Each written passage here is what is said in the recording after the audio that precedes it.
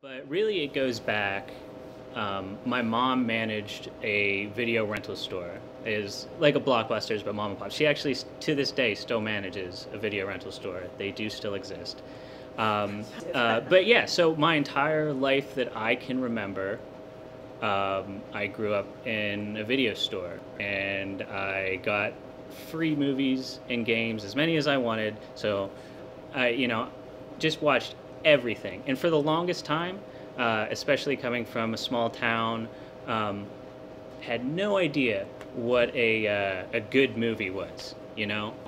So I just kind of ingested everything, and I thought all of it was great, and I became enamored with it, and I realized that that was what I wanted to do. I wanted to be a part of this process. On other productions, I did a feature in Atlanta last year, 2 years ago, summer of 17, and that was Night School, and that was 6 months beginning to end from prep to wrap. So I mean, it all depends.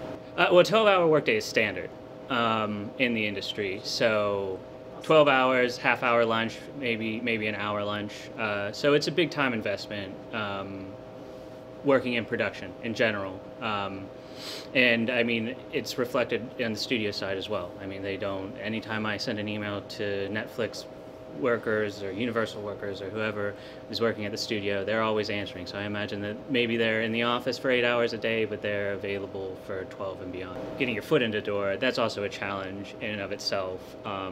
And that's just persistence, I think, because I mean, some people get very lucky in that regard. You know, they know somebody, they work the right job with the right people at the right time, and they come out of school and boom, they're on a set. That's not how it worked for me, but that happens. I got my first job I got my first non-scripted job. I started in reality after I got out of school, and then I went and worked at Steel Town Entertainment. And so I got a few odd gigs through that in reality, which parlayed into some regular jobs in reality TV. I actually transferred into Pitt.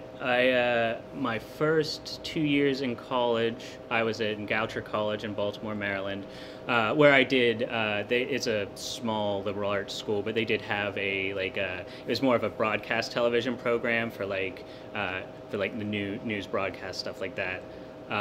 I took those courses while I was there. It was part of their communications major. And so when I ended up coming to Pitt, I took a class of Carl's, kind of just speculatively. I think it was the first class that I ever actually went to when I got here. It was like a Monday night American, I can't remember the exact title of it, but it was like my first experience here. It was in the cathedral.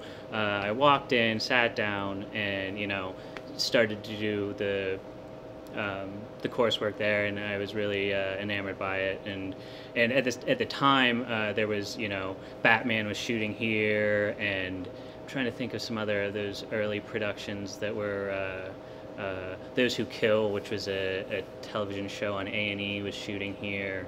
So it was my first time that I was really aware of these productions going on around me, and that was really exciting. And I would go and try and go out of my way and be in where they were going to be shooting. And so you kind of realize early on that there's no handbook, there's no one way to do it, and no two people are going to be the same. Everybody that's in those positions that you aspire to has found their own way there, and it's 100% different. It's completely different than anybody else who's done it.